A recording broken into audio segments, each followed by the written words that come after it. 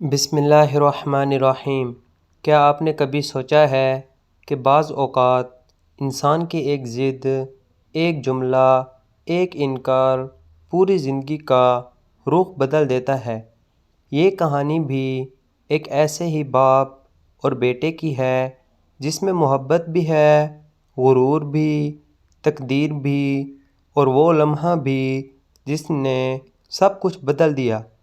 ابا کی آنکھوں میں خواب تھے۔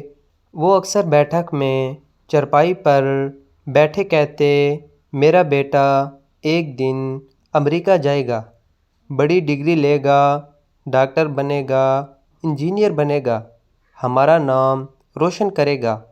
گاؤں کے لوگ سنتے، تعریف کرتے، اور ابا کے سینے میں فخر اور بھی بڑھ جاتا۔ ان کا بیٹا فہد ذہین تھا، نرم دل تھا، مگر اس کے دل میں ایک اور دنیا آباد تھی۔ وہ گاؤں کے بچوں کو پڑھاتا، بیماروں کو مفت دوا لا کر دیتا، مسجد میں خدمت کرتا۔ جب ابا نے اس کے سامنے امریکہ جانے کی بات رکھی تو فہد نے آہستہ سے کہا، ابا مجھے ٹریننگ کے لیے امریکہ بھیجا جا رہا ہے، لیکن وہاں سے اگر آپ کا آپریشن کروانا گیا تو۔ ابا چونکے؟ فہد نے ہچکچاتے ہوئے مزید کہا، میں نے آپ سے اس کے علاج کے پیسے اور گھر کے اخراجات کے لیے کہہ رکھا ہے کہ وہاں سیٹ ہونے کے لیے رقم چاہیے۔ ابا نے تیز لہجے میں کہا، میں نے تمہیں باہر بھیجنے کے لیے زمین بیچی ہے، قرض لیا ہے، اور تم مجھے ہی حساب سکھا رہے ہو۔ گھر میں خاموشی چھا گئی۔ ماں نے آنسو پونچھے۔ فہد کے دل میں ایک جنگ شروع ہو گئی۔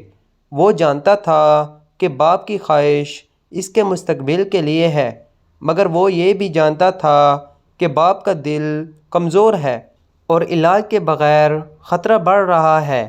کچھ ماہ بعد خبر آئی کہ جہاز اڑنے سے پہلے ہی ابا کا انتقال ہو گیا ہے۔ وہ صدمے اور غربت کی وجہ سے دل برداشتہ ہو گئے تھے۔ فہد کے ہاتھ سے ٹکٹ گر گیا۔ اس کی آنکھوں کے سامنے اندھیرا چھا گیا۔ جس باپ کے خواب پورے کرنے کے لیے وہ خود کو قربان کر رہا تھا، وہی باپ اس کی آنکھوں کے سامنے سے چلا گیا۔ جنازے کے بعد فہد دیر تک قبر کے پاس بیٹھا رہا۔ اسے یاد آیا کہ ابا اکثر کہتے تھے، بیٹا انسان کو بڑا بننا ہے تو دل بڑا رکھو، مگر اس نے محسوس کیا کہ دل کا بڑا ہونا صرف خوابوں سے نہیں، قربانی سے ہوتا ہے۔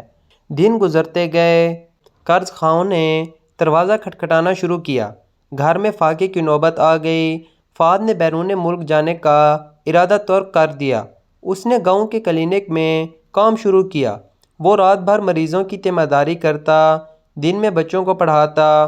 لوگ کہتے، اتنا ذہین لڑکا تھا، امریکہ جاتا تو آج کہاں سے کہاں ہوتا۔ مگر فہد کے دل میں ایک سکون تھا کہ وہ اپنے باپ کی قبر سے نظریں نہیں چرا رہا۔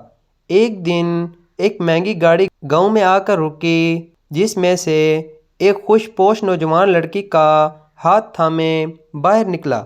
لوگ حیران تھے۔ وہ سیدھا فہد کے کلینک کی طرف آیا۔ اس نے قریب جا کر دیکھا تو اس کی روح کانپ اٹھی، کیونکہ وہ اس کا اپنا بچپن کا دوست حمزہ تھا، جو کبھی اس کے ساتھ گلیوں میں کھیلا کرتا تھا۔ حمزہ نے اسے گلے لگایا اور کہا، میں امریکہ سے آیا ہوں، سنا ہے تم نہیں گئے۔ فہد نے مسکرا کر کہا، میرا امریکہ یہی ہے۔ حمزہ نے بتایا کہ اس نے بڑی کامیابی حاصل کی ہے، مگر دل میں سکون نہیں ملا۔ اس نے اعتراف کیا کہ اس کے والد بھی بیمار تھے، مگر وہ دولت کے پیچھے بھاگتا رہا اور آخری وقت میں ان کے پاس نہ تھا۔ فہد نے خاموشی سے سنا۔ اسے یوں لگا جیسے تقدیر نے اس کے سامنے آئینہ رکھ دیا ہو۔ کچھ دن بعد حمزہ نے فہد کے کلینک کے لیے جدید مشینیں بھیج دیں اور قرض ادا کرنے میں مدد کی۔ گاؤں میں ایک نیا ہسپتال بننے لگا، جس کا نام مرحوم حاجی عبدالرحمن میموریل کلینک رکھا گیا، جو فہد کے ابا کا نام تھا۔ افتتاح کے دن فہد نے قبر پر جا کر کہا، ابا میں امریکہ نہیں گیا، مگر آپ کا خواب میں نے یہیں پورا کر دیا۔